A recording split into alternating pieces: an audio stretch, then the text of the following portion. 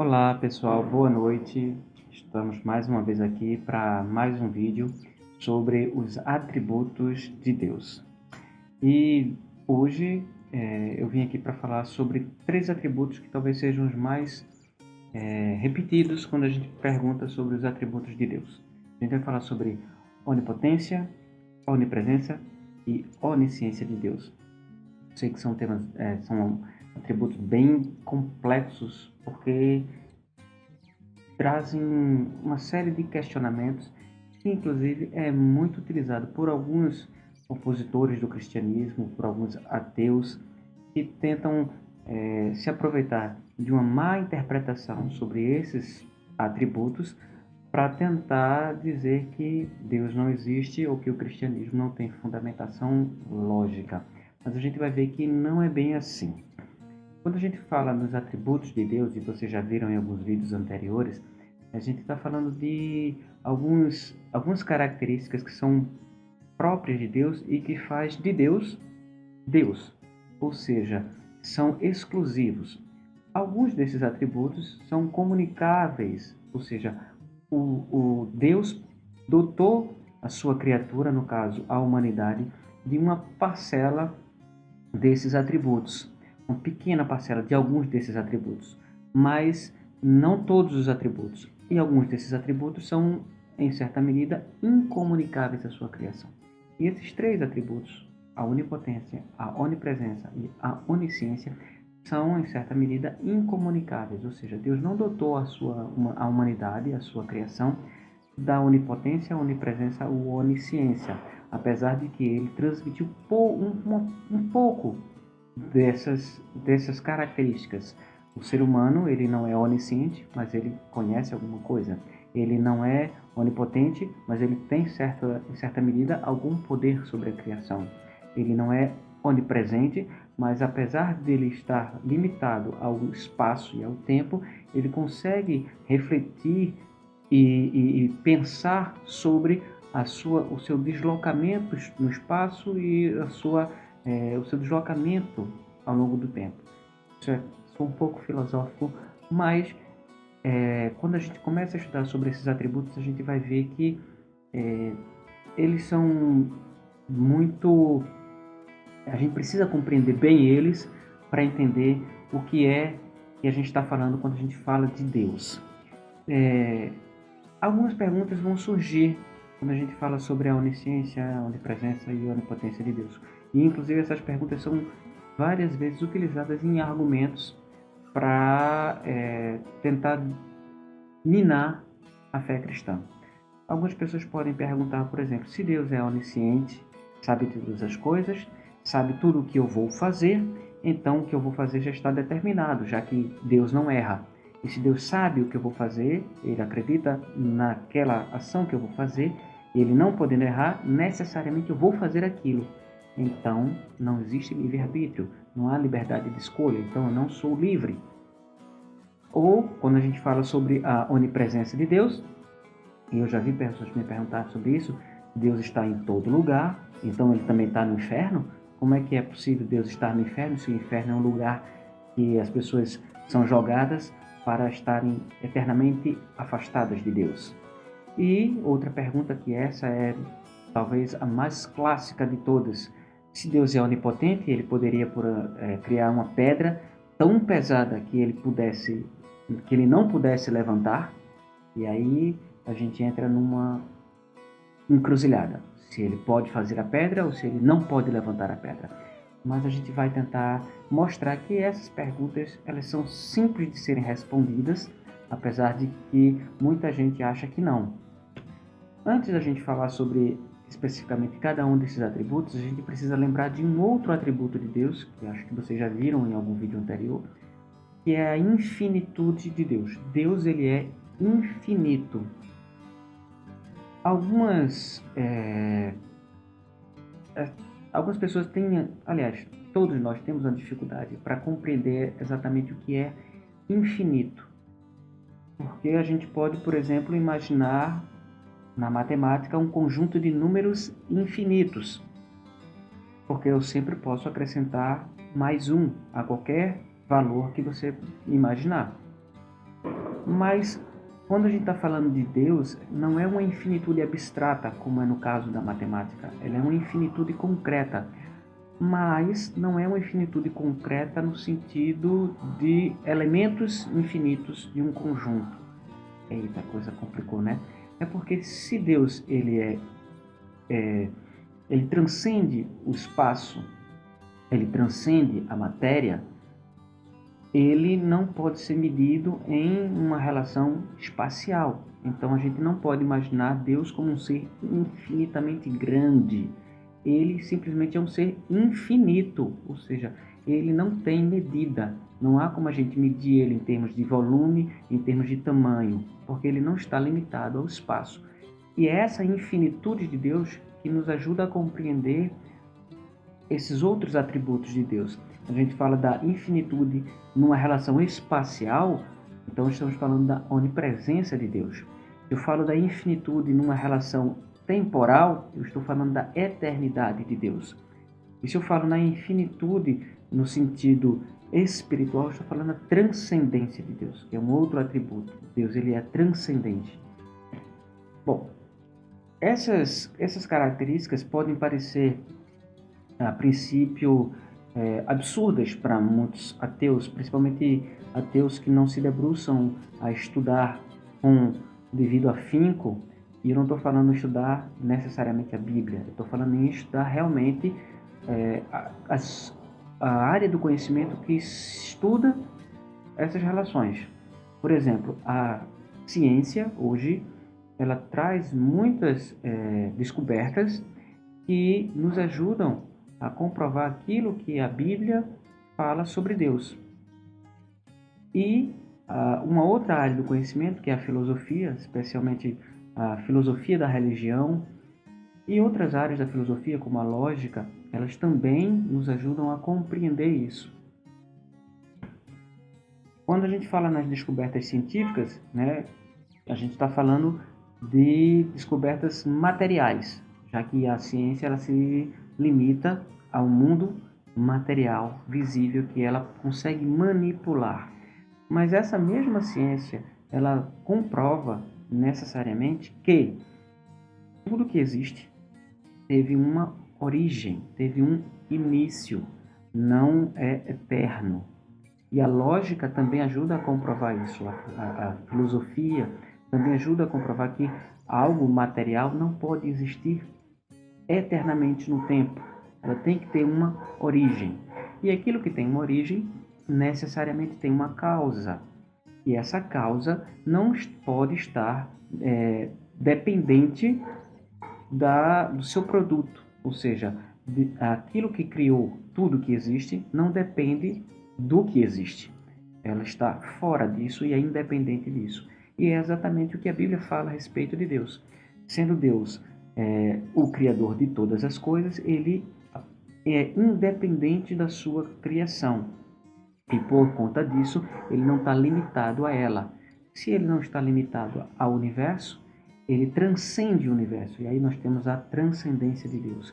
E nessa transcendência nós temos também a infinitude de Deus. E quando a gente fala da infinitude de Deus, a gente chega nesses três atributos, que é a onipresença, a onipotência e a onisciência de Deus. Mas a gente não acredita nesses atributos meramente porque a ciência traz argumentos. A gente acredita nisso porque é o que a Bíblia fala de Deus. A nossa fé não é uma fé baseada na ciência, ela é uma fé baseada na revelação divina. E a revelação divina nos traz informações a respeito de quem Deus é, mas informações dadas pelo próprio Deus. Bom, quando a gente fala sobre a infinitude, a gente está falando sobre a infinitude de Deus em relação ao espaço, a gente está falando sobre a sua onipresença.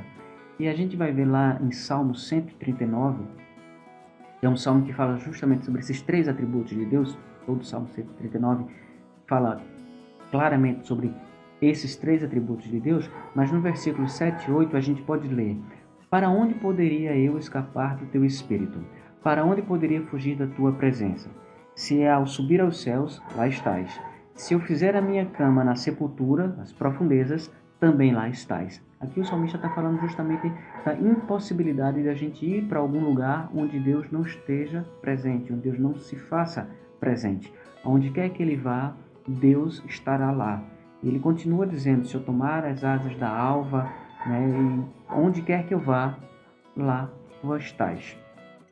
Essa informação do salmista declara explicitamente o atributo da onipresença de Deus. Deus ele está presente em qualquer lugar. Existem outras passagens, como em Jeremias 23, versículos 23 e 24, a gente vai ler: Sou eu apenas um Deus de perto? Pergunta ao Senhor, e não também um Deus de longe? Poderá alguém se esconder sem que eu veja? Pergunta ao Senhor. O que é que o próprio Deus está falando aqui através do profeta Jeremias? Que não existe nenhum lugar que alguém pode se esconder que Deus não esteja lá. Deus não é um Deus apenas de perto, ele é um Deus de longe. O que nos leva a entender que não existe um lugar específico para adoração a Deus. Deus se faz presente em todos os lugares. Se ele é um ser infinito, não pode haver um lugar onde Deus não esteja, porque ele é maior do que tudo isso. Mas a gente precisa entender que a infinitude de Deus, a onipresença de Deus, não é porque Deus é um ser muito grande e que ocupa todo o espaço e vai além desse espaço. Não é isso. Porque se a gente pensa assim, a gente está pensando numa relação espacial. Deus ele é onipresente porque ele se faz presente com todo o seu ser em todos os pontos da sua criação e além. Isso quer dizer que Deus ele está para além da criação, mas ele está na sua criação. Também não significa que a criação é Deus e Deus é a criação. Ele está separado de sua criação no sentido de que ele é diferente dela. Ele não é dependente da sua criação, mas ele está presente em toda a sua criação. Isso é importante a gente entender para a gente não cair numa ideia panteísta de que tudo é Deus e Deus é tudo. Não é isso. Deus ele está presente em tudo. E não é que ele seja tão grande que uma parte de Deus está aqui e ele se estende para todas as direções. Não é isso. É um pouco complexo trazer para a nossa realidade, porque nossa mente ainda é limitada por nossa realidade ser uma realidade espacial.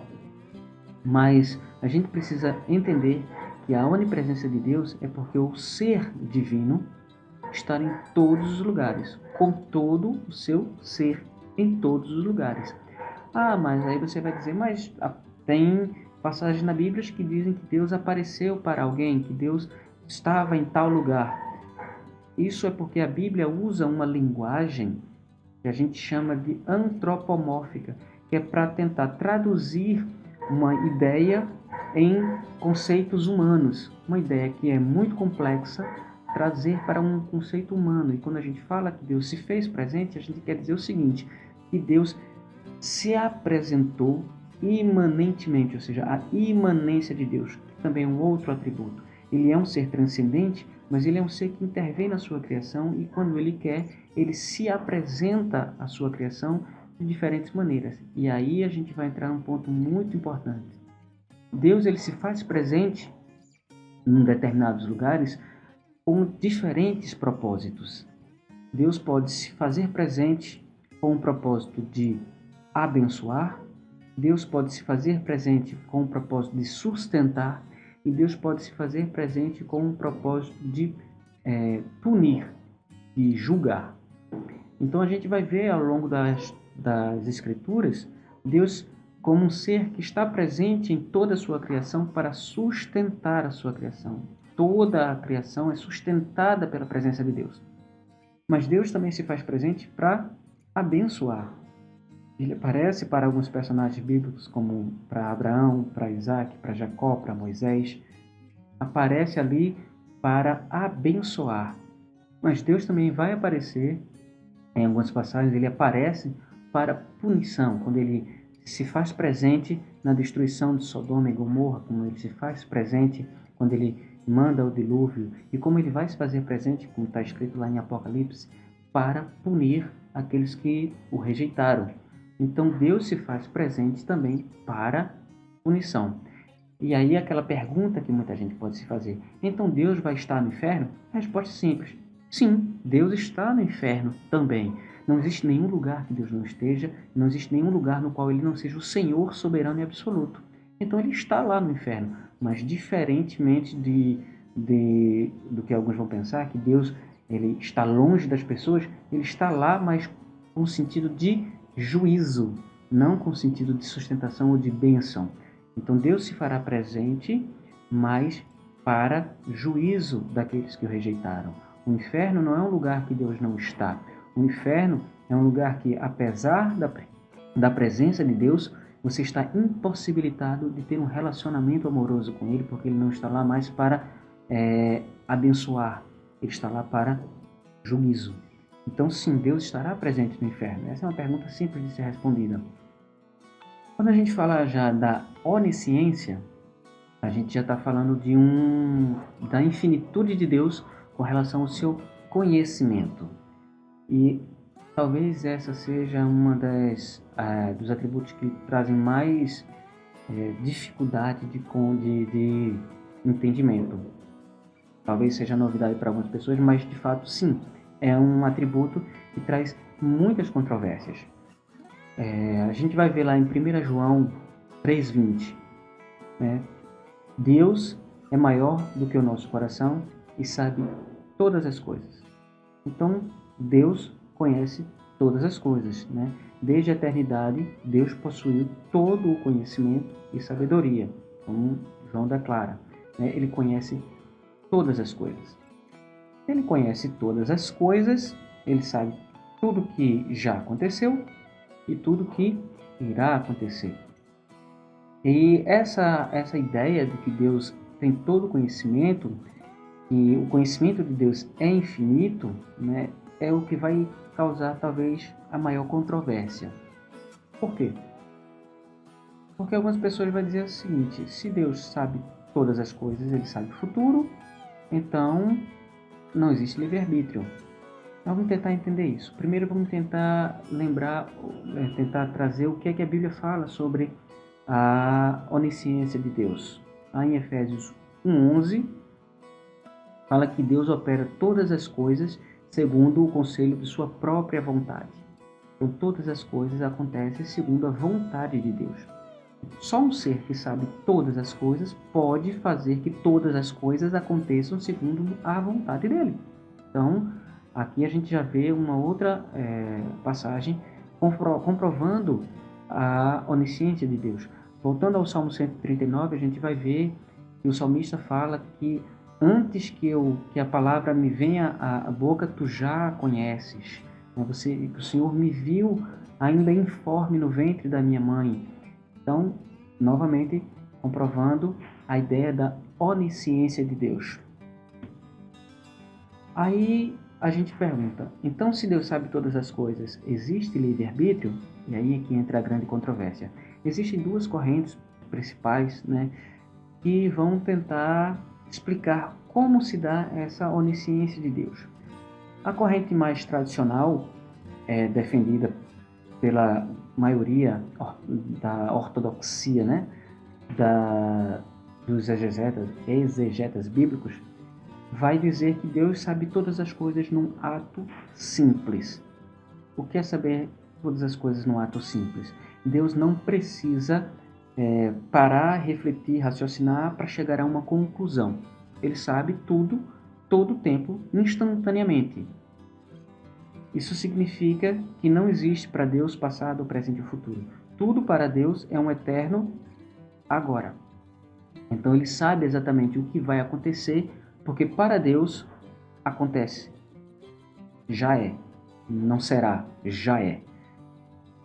E aí a gente entra nessa ideia. Essa ideia gera uma certa polêmica, porque ela dá a entender de que não existiria livre-arbítrio.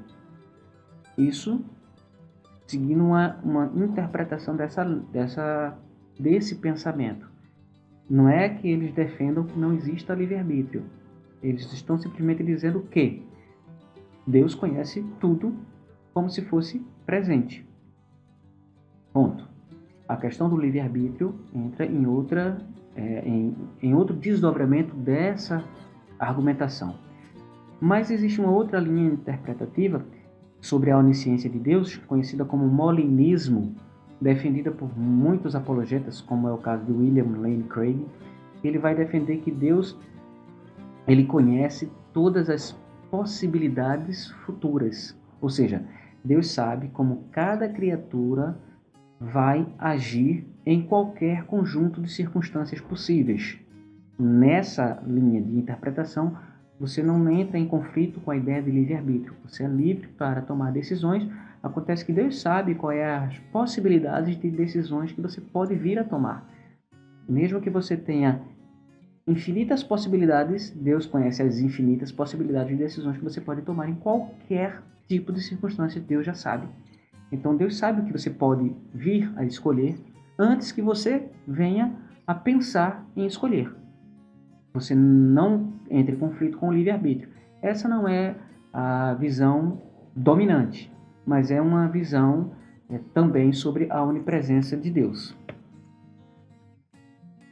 Quando a gente fala já da onipotência, e aí vem um velho argumento que é talvez o argumento mais usado e também o mais tolo sobre para contestar a onipotência de Deus. Mas vamos entender o que é que a Bíblia fala sobre a onipotência de Deus.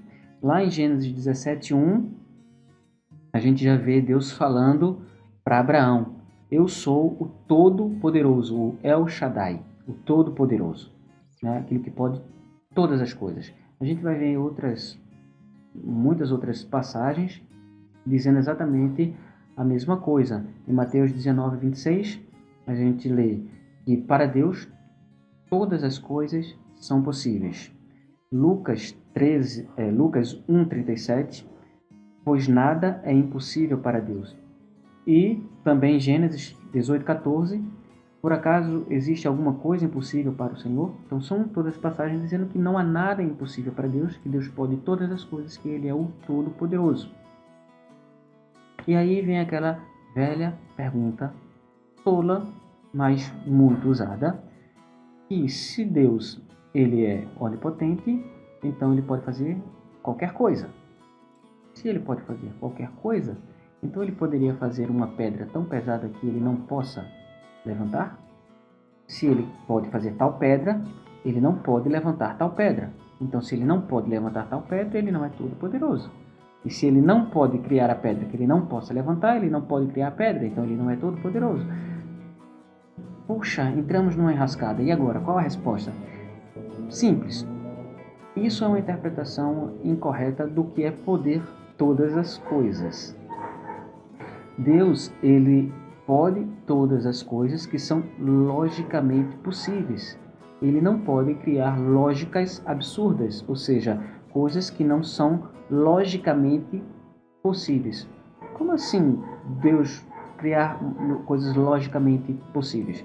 Por exemplo, Deus ele não pode criar uma força irresistível, ou seja, algo que não pode ser resistido, e algo que seja imovível, inamovível, ou seja, que não pode ser movido. Por quê?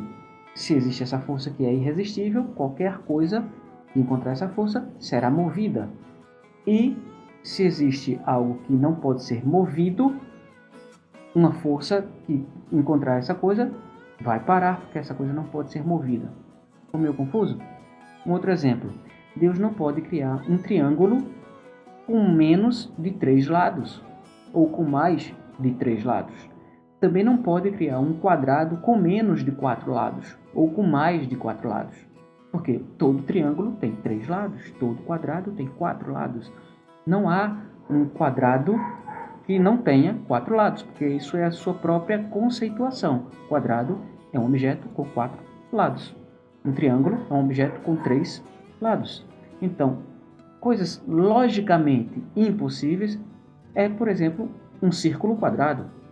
Não existe. É logicamente inviável. Deus não pode criar algo que vai contra a lógica que Ele próprio estabeleceu. Se toda a realidade foi criada por Deus, a lógica da realidade foi estabelecida por Deus e Deus estabeleceu regras para essa realidade. E Deus não pode ir de encontro a essa regra, a essas leis, a essa regra, a essa lógica. Então, Deus não pode criar, por exemplo, duas montanhas lado a lado e não ter um vale no meio. Se tem duas montanhas, uma do lado da outra, você tem um vale no meio. Não é impossível, é impossível você fazer isso. Deus não pode fazer uma linha reta que seja curva. Isso é logicamente impossível. Então, a ideia dessa pergunta, se Deus pode criar uma pedra tão pesada que ele não possa levantar, é uma falácia em sua argumentação, porque é algo que é em si mesmo contraditório. E Deus não pode contradizer-se a si mesmo. Deus, por exemplo, não pode mentir, porque isso vai contra a sua natureza de santidade. Sendo ele santo, ele não mente. Então Deus é limitado pelo seu próprio caráter. Ou seja, essa limitação foi o próprio Deus que estabeleceu. Não é porque Deus não pode, é porque Deus determinou para si mesmo e ele não vai de encontro ao que ele mesmo determina. Então, Deus pode criar uma pedra que ele não possa levantar? Não, porque isso é logicamente absurdo. Então, esse tipo de pergunta é uma contradição em si. Sendo uma contradição em si, não pode fazer parte do caráter divino, porque Deus estaria indo de encontro a ele mesmo. Então, Deus não cria autocontradições. Ele não cria coisas que sejam logicamente absurdas, porque violariam as leis que o próprio Deus estabeleceu, e aí ele estaria violando a si mesmo. E isso Deus não faz, pela sua própria soberania. Então eu acho que a gente conseguiu apresentar minimamente esses três atributos: a onipresença, a onisciência e a onipotência de Deus. Vocês podem pesquisar mais a fundo através de várias literaturas. Eu recomendo dois livros que eu utilizei para esse vídeo, que é Teologia Sistemática, de Wayne Grudem, e Filosofia e Cosmovisão Cristã, de William Lane Craig. São dois livros que abordam, além de outros assuntos, os atributos de Deus, inclusive esses três atributos. Existem ainda muitos outros livros que vocês podem pesquisar e enfim. Esse vídeo ele só trouxe algumas considerações sobre esses três atributos para tentar responder essas questões que geralmente são levantadas, né, sobre a onipotência, a onipresença de Deus e a sua onisciência. Eu espero ter respondido ou ajudado vocês a entender um pouco melhor do que sejam esses três atributos. E mais dúvidas ou comentários, coloca aqui nos comentários. Vocês têm outros canais para falar com a gente, vocês podem colocar lá no nosso perfil no Instagram, o site da Juventude, ou aqui mesmo nos comentários. E espero que vocês tenham gostado e até a próxima.